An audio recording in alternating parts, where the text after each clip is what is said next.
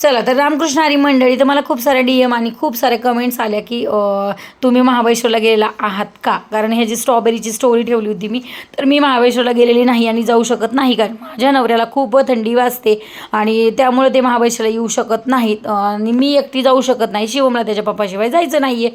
तर मग ते काल कामानिमित्त महाबळेश्वरला गेले होते. काम असलं बिझनेसच्या कामानिमित्त ते गेले होते. तर येताना ते स्ट्रॉबेरी घेऊन आले. गेल्या वेळेस गेले होते पण त्यावेळेस आणली नाही, कारण म्हणले खूप महाग होती आणि आताही खूप महाग होती. पण शिवम रुसलेला आहे म्हणून त्याला जरा खुश करण्यासाठी स्ट्रॉबेरी घेऊन आले. आणि असंही बघा, घरात आपण प्रेमाने राहिलं तर काय महाबळेश्वरला जायची गरज आहे असं मलाही वाटतं. आणि आपल्याला काय सासून सासरान धाकरी तिसरा कोणच नाही आहे, आपणच राजन आपणच राणी.